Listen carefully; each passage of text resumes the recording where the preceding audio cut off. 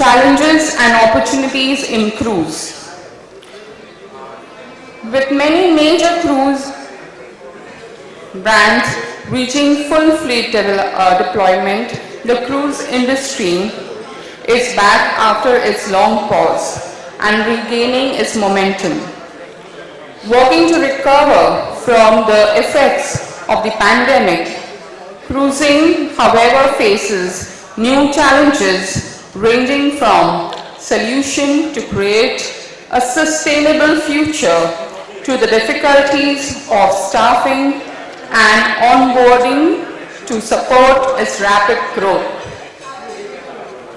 To meet the current challenges, cruising is adopting new technologies and approaches to the issues that lie ahead. The cruise sector is gaining momentum and presents itself with great opportunities.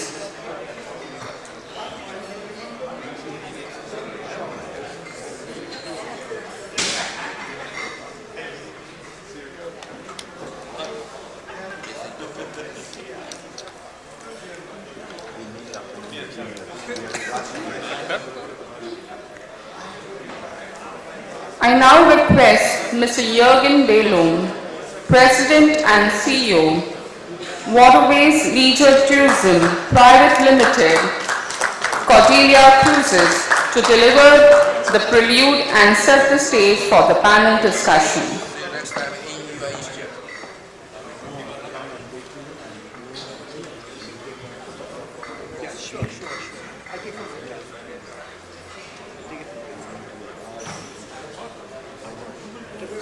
Namaste. Aapka se hai? That was almost very perfect, right? Thank you so much. Very welcome, distinguished guests, colleagues, everybody from the maritime sector, not only the cruise sector, from the cargo sector. Thank you very much.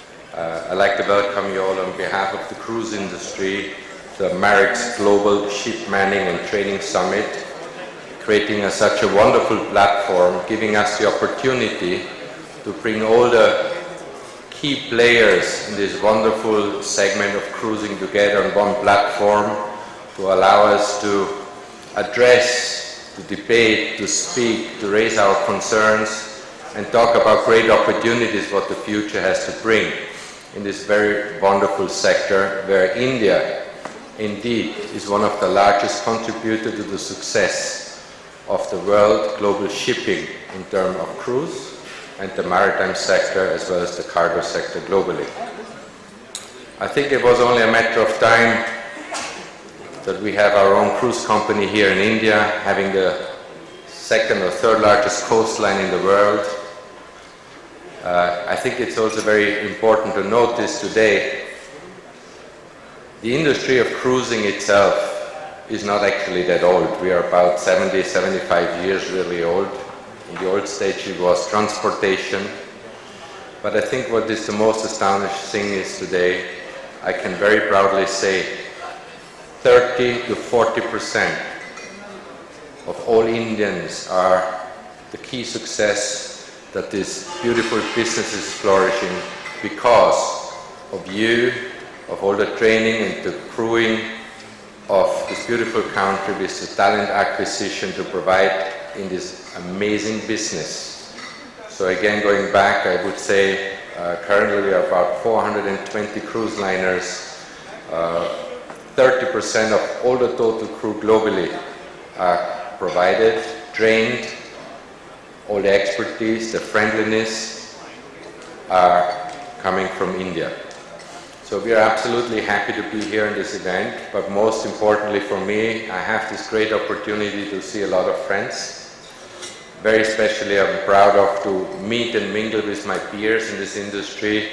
Prasant from Carnival Corporation, Captain Sanjay, then we have Captain Basin, then obviously our honorable speaker and host of our panel, Captain Havel, and so forth. So we are absolutely delighted to participate talk about great opportunities, talking about challenges from our side, but I think the most important thing is I don't love talking about the past and the pandemic. I like to look forward. I look forward to the future. And I know for our own future as Cordelia Cruises, with the next 4 or 5 years outlook, we are looking to crewing about 4,000 to 5,000 employees, Indians only, because I'm an Indian cruise company for Indians only, and we want to keep the business and the talent here in our country. But I do know from my colleagues and peers that we are looking at least training, hiring, and crewing several 10,000s of talented young people from this beautiful country to show off their skills, their kindness, their friendliness, and their culture to the whole world. And I have to say, I'm very proud to be here in India and represent India with our hospitality, expertise, and knowledge globally. So thank you very much for this opportunity. Thanks very much, gentlemen, for joining me hopefully soon up here, and looking forward to have a great, great panel discussion with you. Thank you.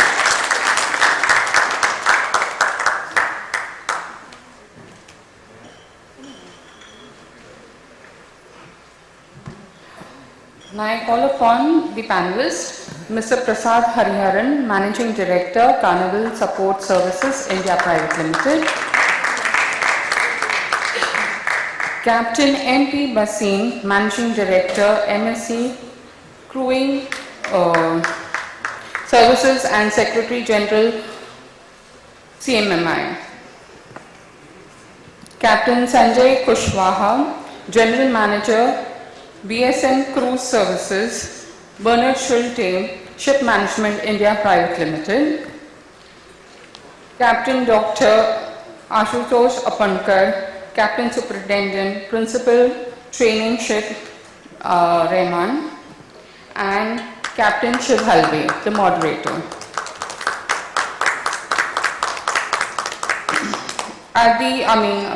Just a few guidelines for the Q&A session. Kindly type your questions through the scan code on your tables. Thank you.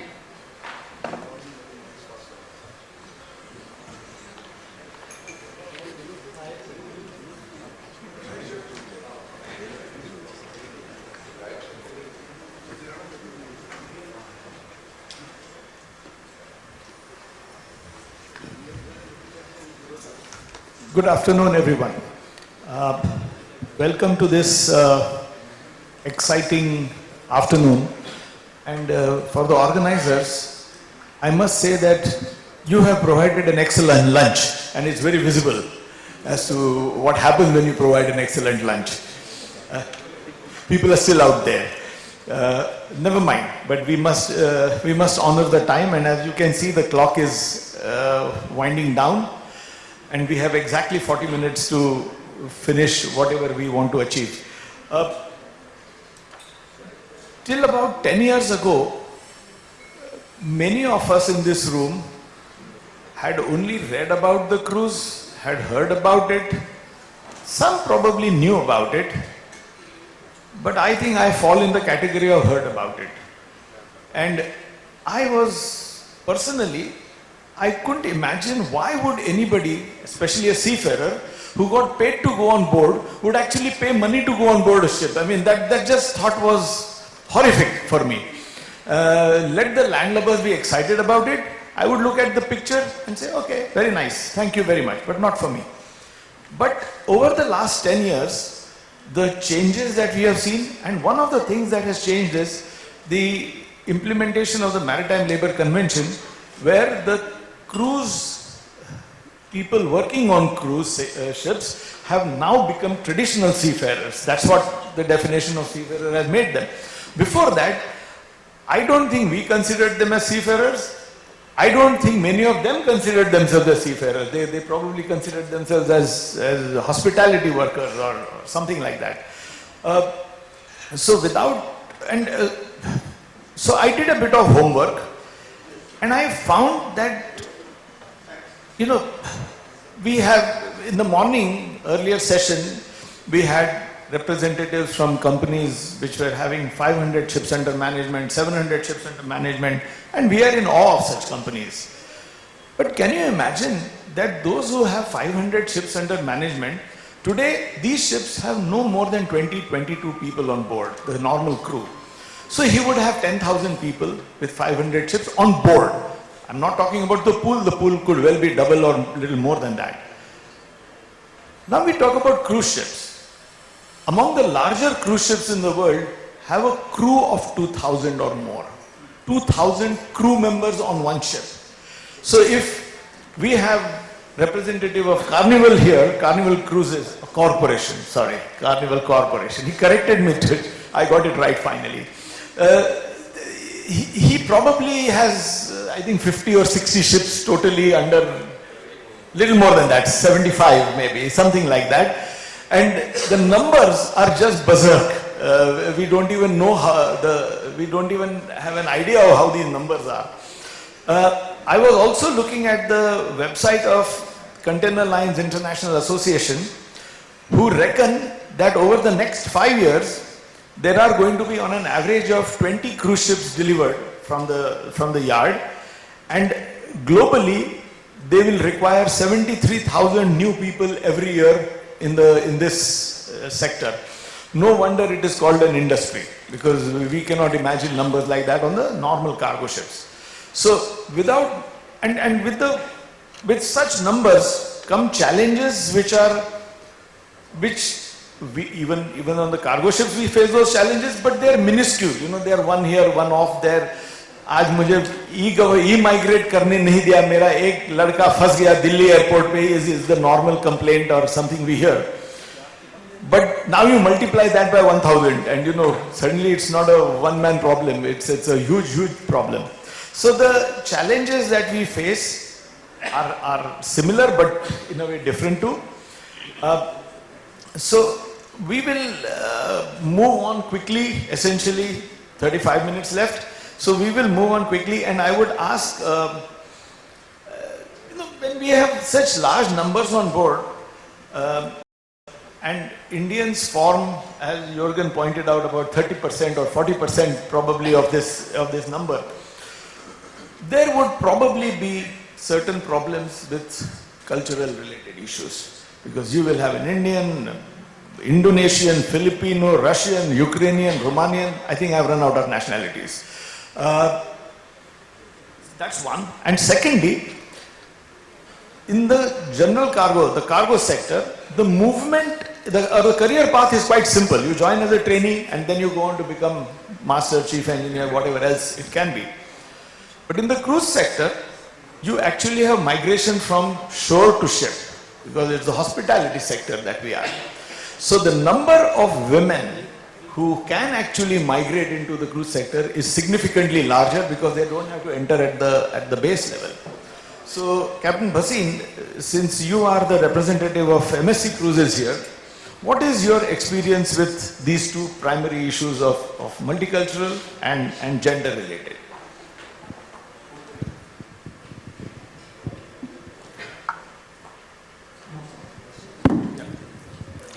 Thank you, Captain Halve.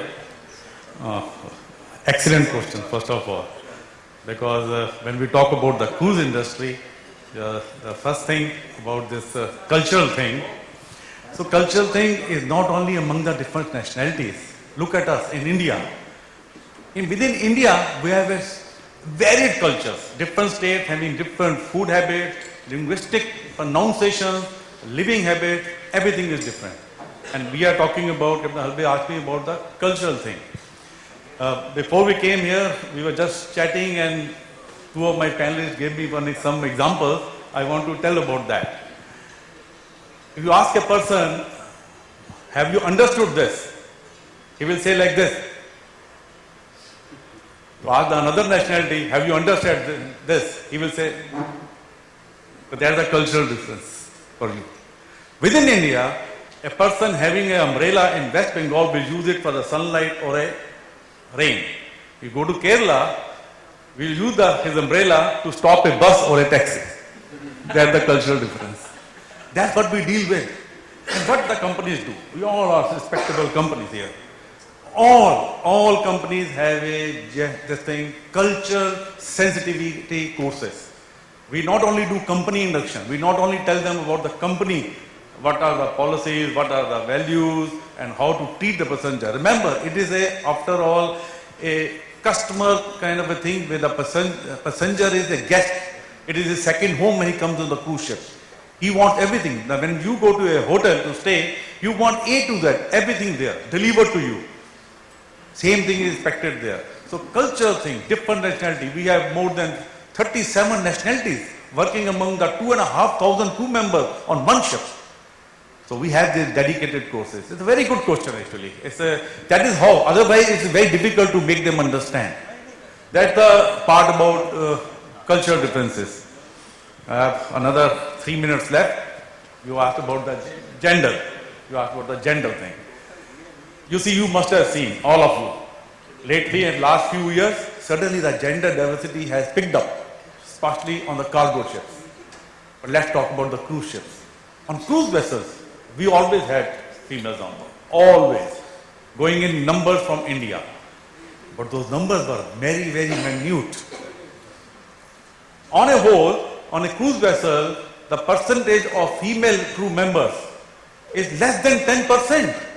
Hardly anything compared to the men going on board. If I compare it with Philippines or European countries, the percentage of females is 30%, 30%.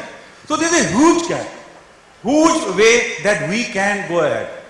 And the things are not that bad. In the past few years I have seen the things are changing.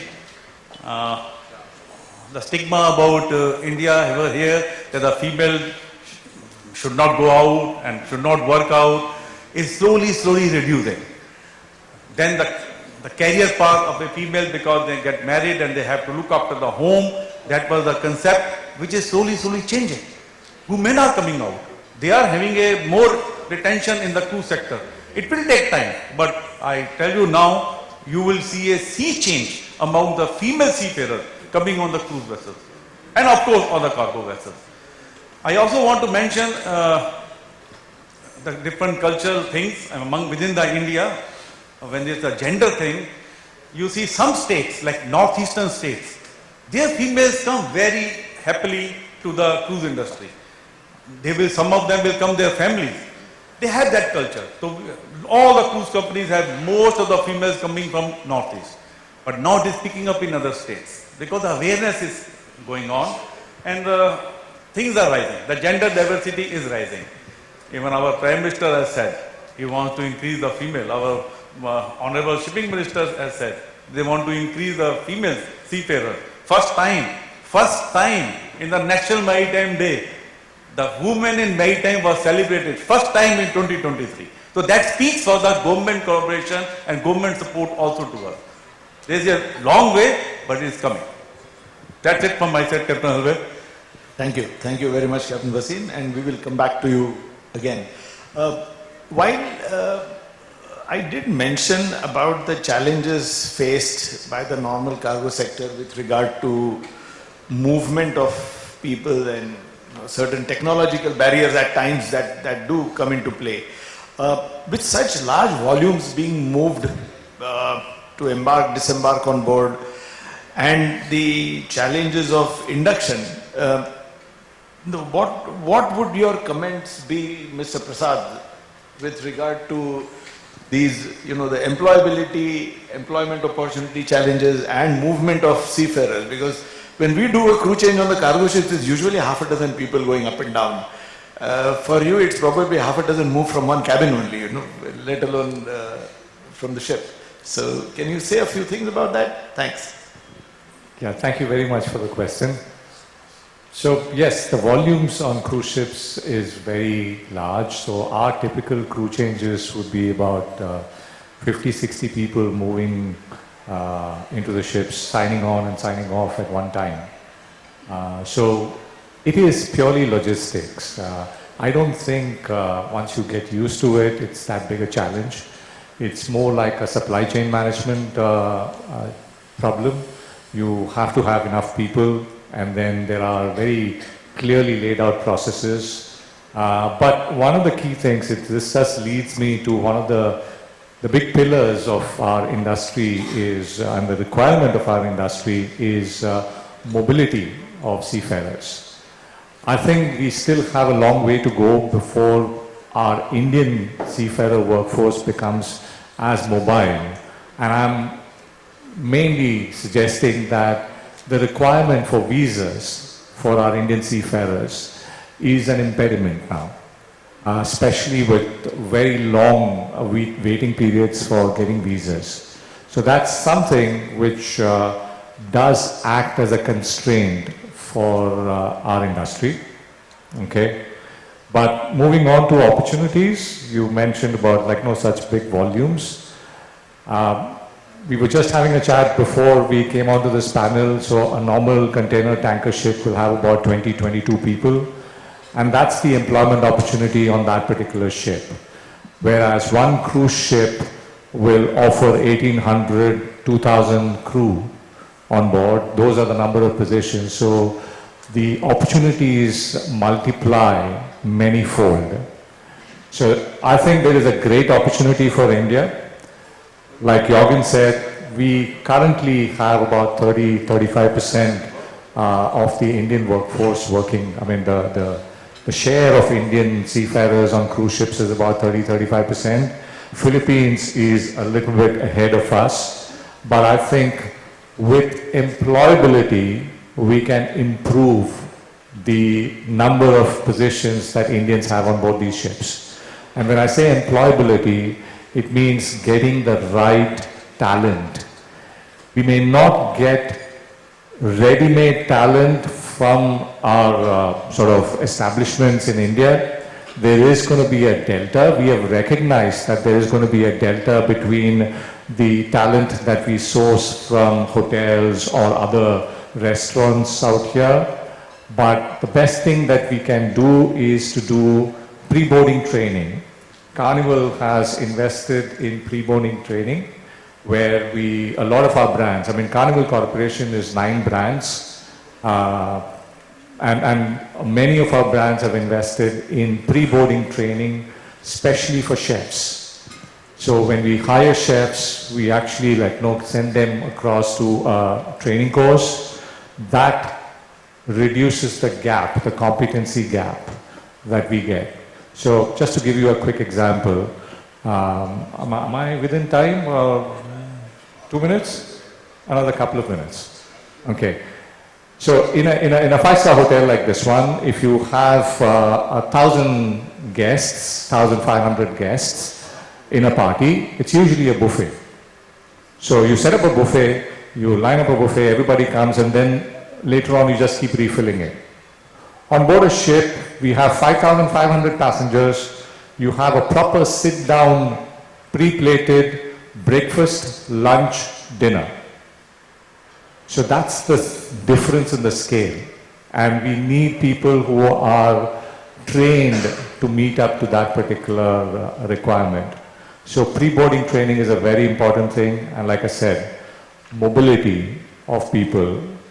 Pre-boarding training, a lot of emphasis is on the company, okay? But with mobility challenges, we will need to partner with our government authorities to make movement of seafarers easy between India to other countries. Thank you so much. Thank you, Mr. Prasad. We will come back to you with some follow-up after we do speak to our other panelists. The COVID period was a game changer for most of us, and we ended up doing things which we never imagined we will do. And good things I'm talking about. Now, traditionally, we have now, I'm calling it a tradition because now we are used to the fact that there is something called a third-party ship manager, and in India we have, they outnumber the traditional ship owners. Something which we didn't know, or at least I didn't think so much.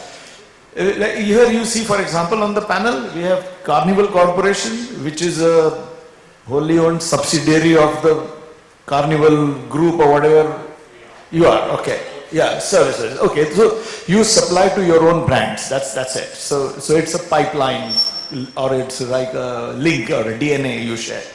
We have MSC Cruises where you deal with your own principals. We have Cordelia, which is the owner and operator of a cruise ship. Yeah?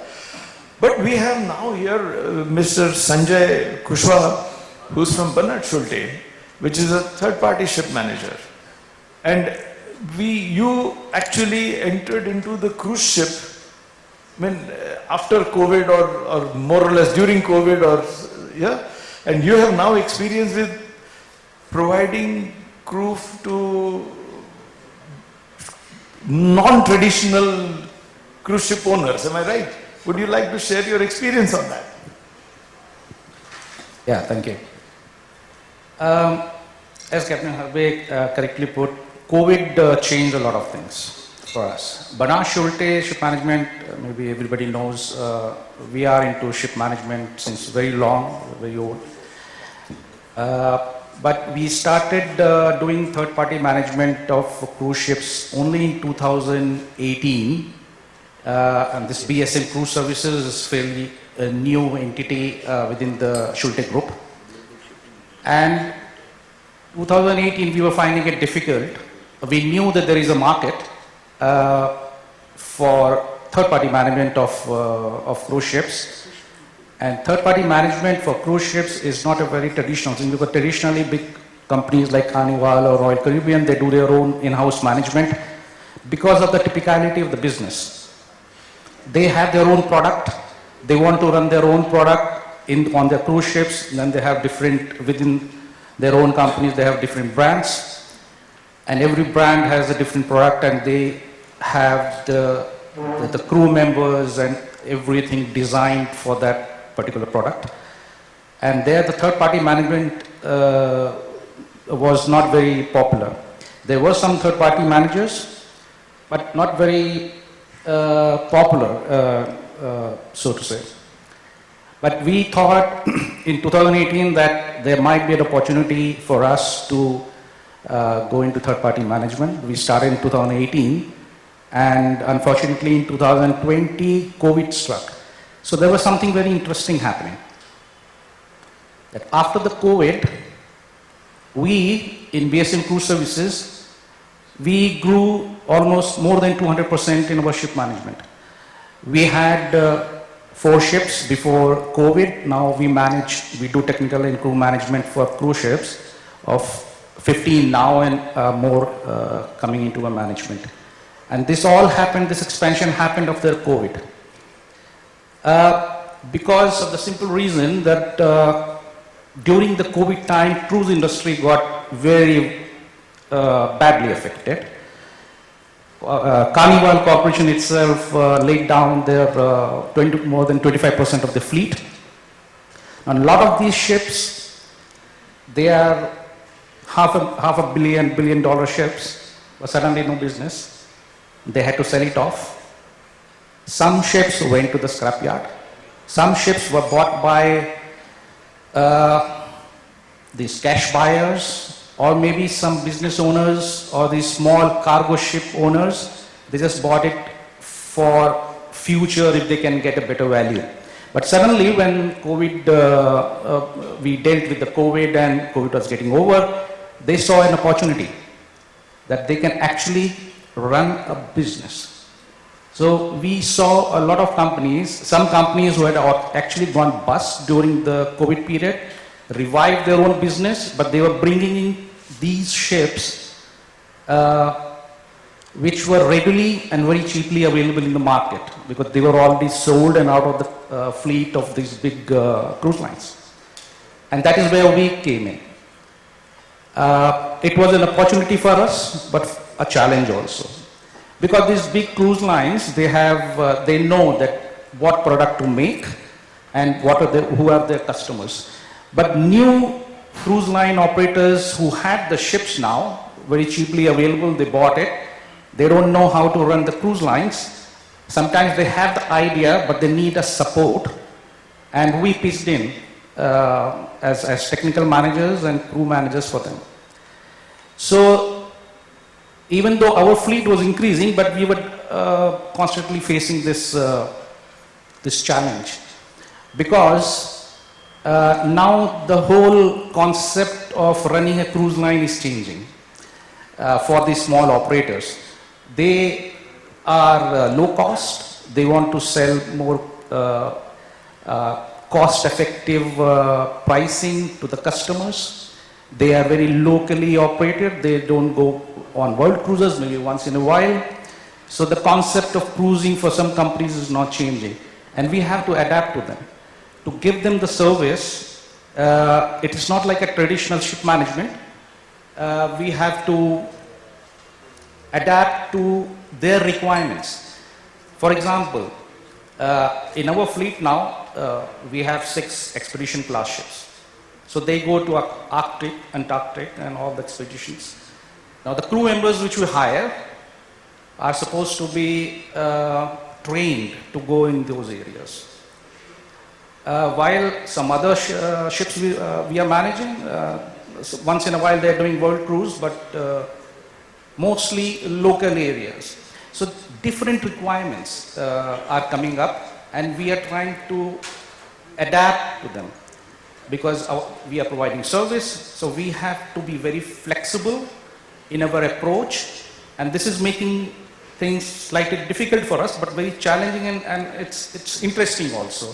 So the client, this new client, he comes to us, asks to, to prepare the whole plan as per what is desired, and then we modify our plan. So this new sunrise industry, which is coming up now with the small operators, is an opportunity, of course, for business for us. Also, because now we are located in Mumbai, we are looking at supplying Indian crew also. It is a very big opportunity. Recently, last month, we took over one ship, we had to supply 600 crew members. Now, suddenly one ship we take, we have to give 600, 650 crew members. And when we go to the market, we have to really struggle hard to find a crew member who is actually experienced crew member who can straight away go to work on a ship which is just starting the business. We have to support the customer, we have to support the client, the owner, to start their business. So there is a big opportunity, but there are a lot of challenges. As Mr. Prasad has also mentioned, that the onboarding processes, things take time for people to get developed, to be ready to go on the ship, and these are the challenges. Thank you, Captain Sanjay. Yes, indeed, it's a different game altogether. Yes, Captain Apankar represents, an institute which is probably synonymous with training, and there probably is hardly anybody in this room who has not been to training ship Rahman, which you are heading. But T.S. Rahman also has the reputation of being among the few conventional training establishments which have trained crew members for the cruise ships or cruise industry as well. How have you seen the shift in training over the last 5 or 7 years, because the numbers have increased in India for sure. So how have you seen the shift in training, and if you have had to make any changes to your curriculum or facilities with regard to training? Good afternoon, everyone. So I'm the happiest man sitting here, believe me, because they all have to fight it out, get the crew members and everything, and finally the training comes to me. So that's why I said I'm the happiest man sitting here, and all thanks to Carnival Cruise. Yes, before pandemic, we were doing some sort of training for them, renting out space, and of course we had this catering thing going on in T.S. Rahman, which many of the cruise company, they know about it. But post-COVID, believe me, we had such huge training requirement that we collaborated with another training institute in South so that the manpower can be generated. So I'm just talking about, I'll just give some examples, some of the ratings Carnival Cruise came up and they started absorbing them as masons, upholsters, carpenters. We are going to do some training for them for security people. So these are all tailor-made courses which we are doing for cruise industry, and the numbers are mind-boggling. We are unable to cope up. So as I told you, the basic requirement that he should be a seafarer. So he does our STCW and 6 months training and everything. And on top of that, we add up a value-added training, and this value-added training demand has really gone up. And then we were unable to support the numbers, so we collaborated with another institute. And in future also, I think this will keep on going. And as everyone is aware, the gender issue everyone has taken up in the cargo vessels. Of course, it is already there here. So we have picked up that issue, and Training Ship Rahman itself is going to places, specifically to the northeast, to get the women in shipping, in rating or in officer category, whatever way we can, and we are starting a specialized batch for them. So this is a major difference, vast difference, pre-COVID and post-COVID. And we are very thankful to all the shipping companies who are, now training is really in its full force, and thank you very much for that. Happy to hear that there are positives which have come out of a dire situation. Talking about the dire situation, Mr. Jorgen, this question would be for you. The traditional cargo sector, the tankers and the bulk carriers and container ships, they moved during the COVID period. Nothing stopped. We had challenges with crew changes and etc. No question about it. But the cargo kept moving. The cruise industry, by the very nature, came to a standstill because nobody could go on the cruises. What were the challenges at that time and thereafter, and was there any learning? I know it was a catastrophe, so it's not easy to learn anything from such a catastrophe. But from an industry perspective, what happened? And very good question, but it's very simple to answer. If you would imagine if the cargo business would have stopped, most probably we would have ended up in a world war. So we would have to understand there's two different segments. While we are all floating, we have the same requirements for seafarers in various aspects. We in the tourism and in the pleasure industry. Obviously, the cargo business is in the transportation industry, so we don't like to be called a transport, neither we like to be called a floating hotel. We are a destination in itself, and I think it's very important when things get tough, there's not a lot of time and ability to enjoy a vacation and a holiday. So, and I'm glad and I'm happy that the cargo sector was able to support the tremendous demand which was required for so many countries which were heavily impacted by this pandemic, that they were able to pick up and were able to support us, because ultimately if they wouldn't have done what they wouldn't have done, we wouldn't have come back so quickly into our industry. But what has it really showed you? How resilient we are as an industry, because we came to a complete standstill, if you think, completely. But here's what the sad part is, and this is, I think, what is very important for you. Why we here represented by owners, principals, or managing directors of our verticals, our industry employs and creates a lot of jobs, not for ships and for our guests. Look at all of you. It requires so many verticals, and so many segments can profit and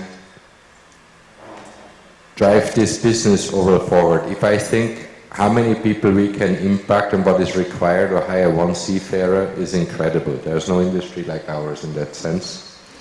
And I think actually going back to, for the purpose we are here, is it is our responsibility to grow this country.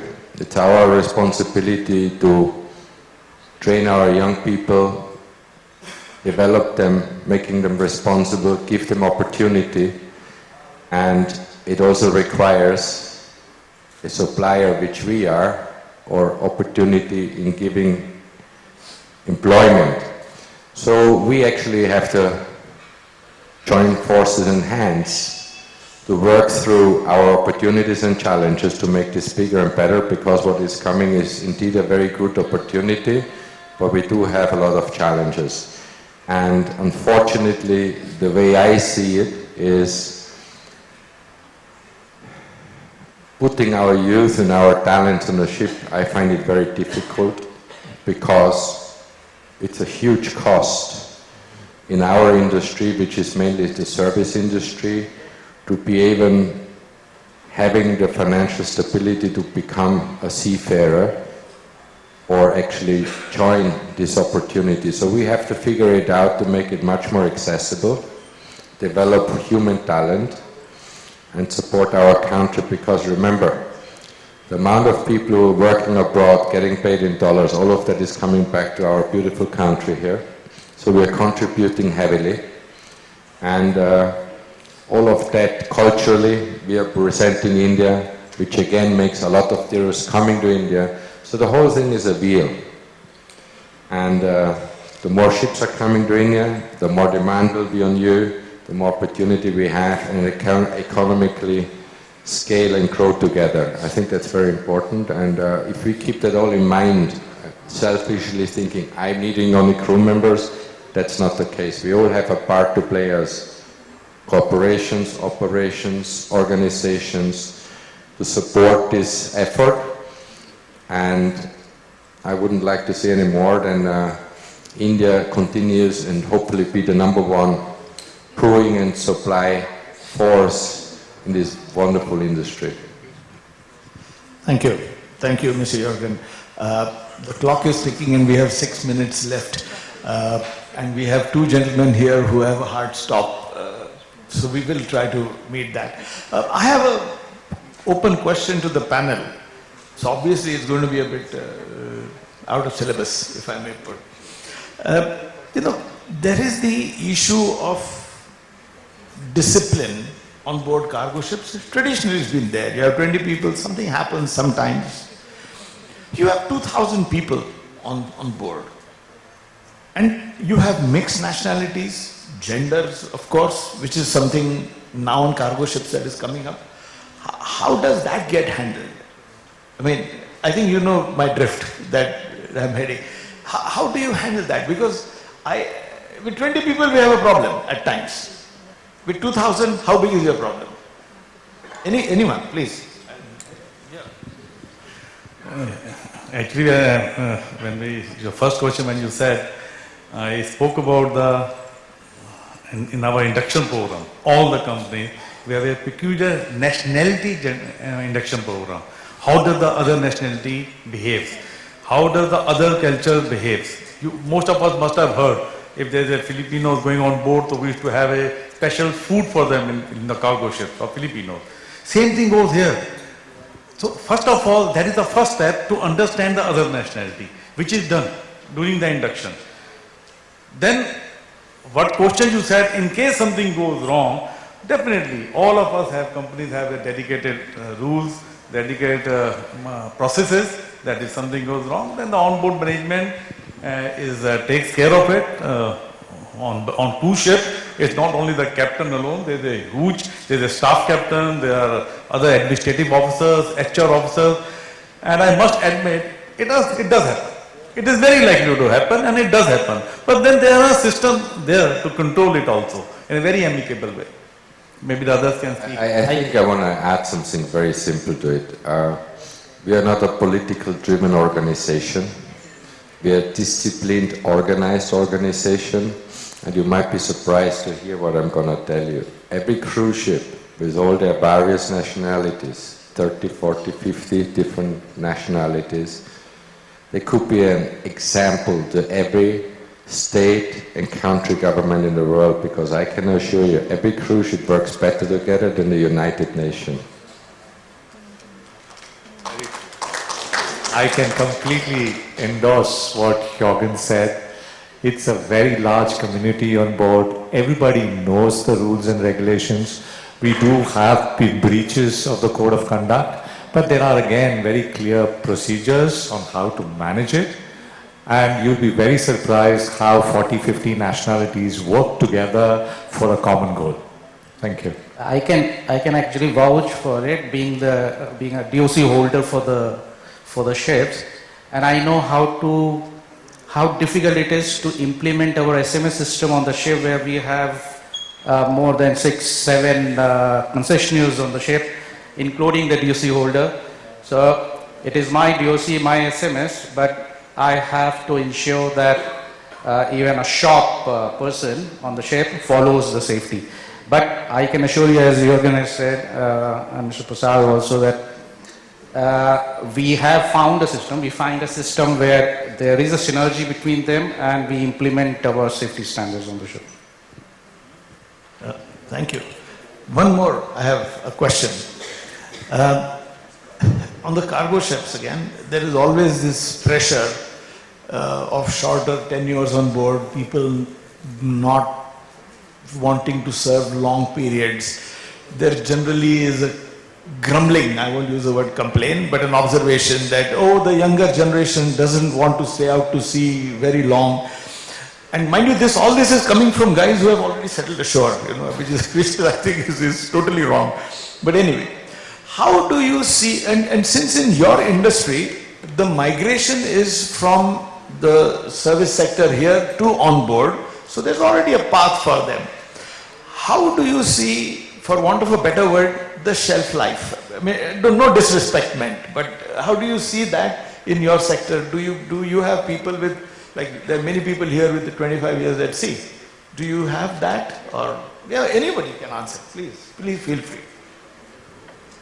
Oh my God. Okay. So the shelf life, as you said, we've seen more and more people wanting to work on board ships. It has never been so good to work on board ships. Internet, I'll give you an example. I asked, one of my team members asked somebody else who came in, a candidate who came in, and he says he had an alternate offer from another competitor. I said, what's the offer? And he said, I'm getting paid so-and-so dollars and it's free Wi-Fi. That was his response. So the need of the crew members, the candidates, is changing. You are never too far away from your family now. So people are willing to work on board ships because every day you can make a video call home, and all cruise companies, all big cruise companies are investing in internet connectivity. Many of our ships now currently have Starlink.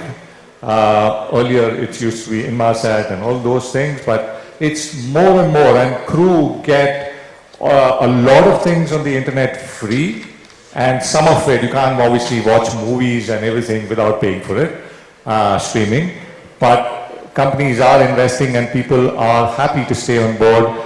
But as Indians, what I have seen is we still want to have shorter contracts. We still want to have shorter contracts vis-a-vis Filipinos. Filipinos would prefer working longer time at sea. Okay, Jorgen. That's absolutely correct. But in general, it's very simple. Being a seafarer is not easy. And it's not always the Wi-Fi and everything else. There's far more to it. Being away at sea can be very claustrophobic, can be very rough. Not everybody is born to be a seafarer. I remember I'm from Austria, we have no sea. We only have mountains. So I'm not afraid climbing mountains because I'm used to it. But going to sea is not as simple as just I want to work at sea. But in general, I can say is either you hate it or you love it. And people which love working on a ship or at sea, not only that they actually stay for many years, lots of them, 20, 30 years. But today there also is opportunities to migrate from the sea to corporate structure because we're getting so big. So there are a lot of opportunities. But in general, I would say the tenure of a good seafarer is way beyond 15 years because they like doing what they're doing. Of course, they're able to support their families. But in general, if you don't like it, you quit within the first 2 or 3 weeks. And if you do like it, you actually stay fairly long. And it is a very loyal community.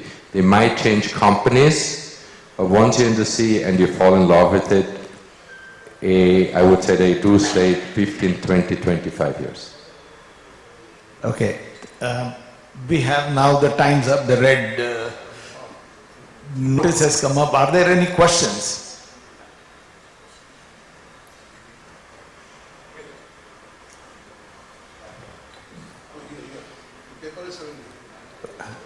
Okay, I think we'll have time for 2 questions because we have a hard stop also coming up. No, there's somebody who wants to ask questions.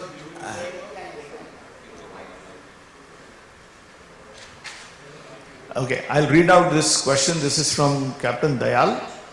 Could cruise lines consider picking up GP ratings from Goa who have completed their pre-sea courses at NUSI and Seaspan Academy and majority are not employed?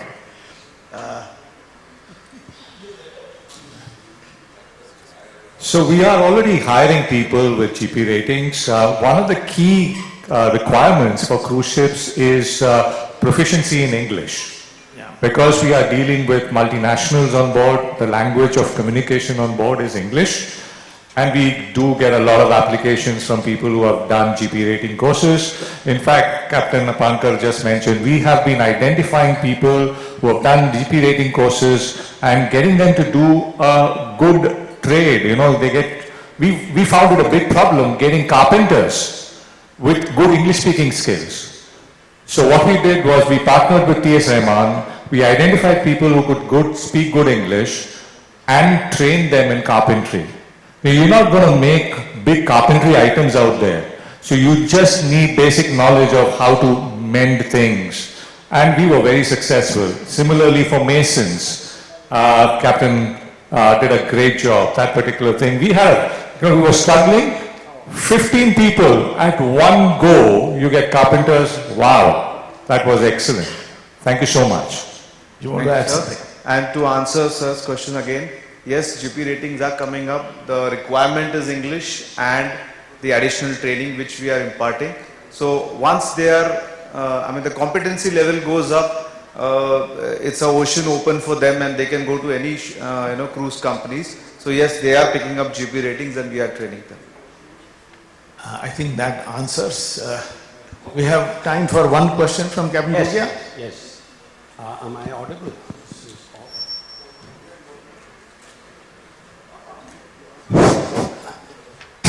Good afternoon, everybody. I'm Captain Ashok Gogia. I've been in training for quite some time now. I was with Volumes also. But currently, the change has taken place because I am a visiting faculty at MMTI. I have been training quite a few candidates for cruise ships. And the difficulty I have in training them, they're all freshers. All they need is an STCW course based on which they will get their seaman identification card and their CDC and they'll go out to sea. But what I'm teaching them about STCW is all related to cargo ships. It becomes very, except for the number of buoys or the different kinds of safety equipment, it is very, very difficult to explain to them as to how it can be implemented on cruise ships. So if there is some kind of an order by which we have specific courses for cruise ships, it would be helpful, number one. Number two, I've also heard, they do their briefing and they also have the induction program like you're saying, but then you have people or young girls coming from Northeast and they are going as nail designers or they are going as shopkeepers. And when that happens, when you start training them about safety, about fire, about lifeboats and life rafts, it's a total new world for them. And like if a seafarer was going out to sea, he would be having a 6 months training before he goes there. But when it comes to people going on cruise ships, trying to explain to them, trying to tell them what sea life is, becomes very difficult. So I would request, whoever the administrators, if we would have a course which is customized for people who are going out to sea, since it is a profession that has been picking up. Thank you. Yeah, thank you. I think Captain Basin would like to answer that. Sir, thank you very much. What you spoke about the gap between the cargo and the cruise crew. Yes, it is there. But we also have some course known as passenger ship safety course that each crew member before going on board must do. There you talk to them about this passenger ship safety plus crowd management. These are the two additional courses which are not there in cargo. That is point number one. Point number two. Correctly, when the first time the crew member is coming on board, he is from hotel or he has not worked somewhere, some basic qualification, but not like a pre-sea training like a cargo. He has not done that. Then it's up to the company. All companies, we have to take care of our crew and our passengers. We have our in-house robust program. The person when he goes on board, before that, he is duly accommodated with all the rules and regulations and given extra thing. Then there are some online courses which you go through on the, with the company where all these things are taken care. But your last point, what you said, something with the Director General of Shipping, maybe the Captain Halbe or the Captain Kamal Chanda can go and tell them to make some courses. That is beyond my domain. But I also want to add something when Jurgen and Prasad were talking about how many years of the crew people sail on board. Let me tell you, ladies and gentlemen, today, the life of a crew member on board cruise vessel is much improved. They have a special cabin. They are not just staying in a dormitory in old time, they wish to say. The food thing, companies are going out of the way to make sure all nationality, proper crew member food is made. He spoke about internet, the movies, the entertainment. All facilities are given to them, to our crew member.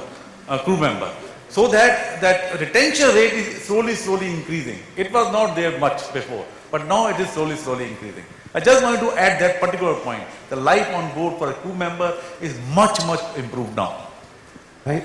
I think to add to your answer, I want to be a little bit helpful. So we all have roles and responsibilities, and if you do look at your responsibility, you are creating the fundament for a crew member to prepare, to work on the ship, lay the expectation, what they're going to experience and so forth.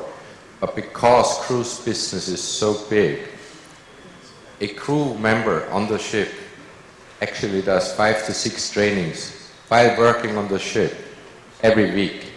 Because cruise ships are so different safety measures, because we have so many guests, the training while working on the ship is ongoing and very extensive. There would be no way for various passenger vessels to actually train all these individuals, because all these ships have different safety standards or safety equipment.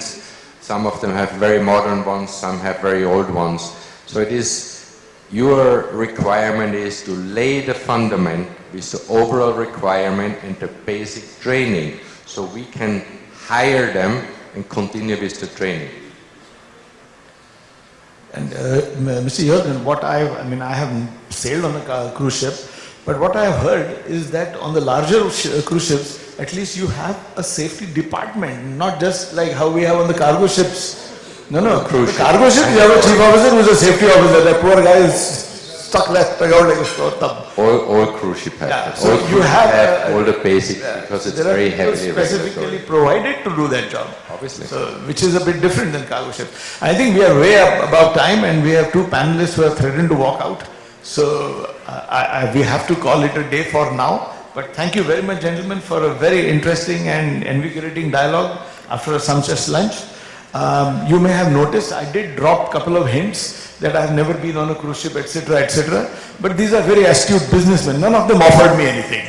So we'll leave it at that. Thank you. You're all very welcome to sail on board our ship. I can make a joke out of it. www.cordeliacruises.com. We do have very good offerings, but we are fully booked, unfortunately, until February. And Carnival can afford it. They're far larger than we are.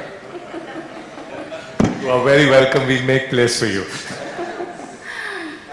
Albert, thank you. Oh. Thank you. This was a very interesting session. Thank you. Please seated. I'll call upon Captain Girish Fadnis to felicitate the panelists and the moderator.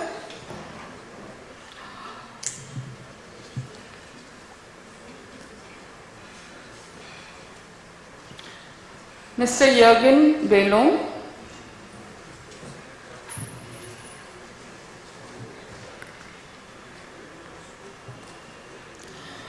Mr. Prasad Hariharan.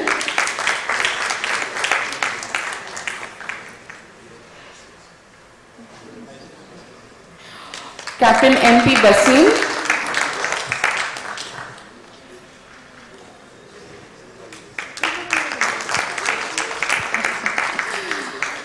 Captain Sanjay Kushwaha.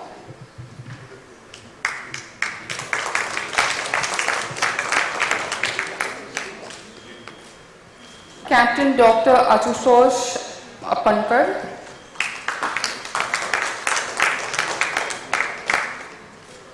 Captain Shiv Halbi.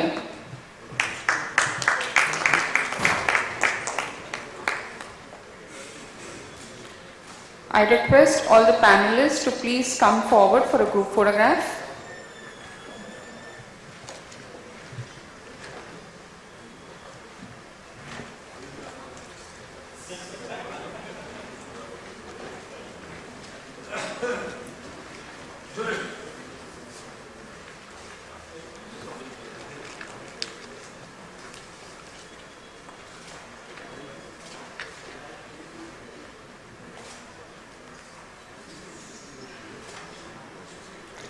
Thank you.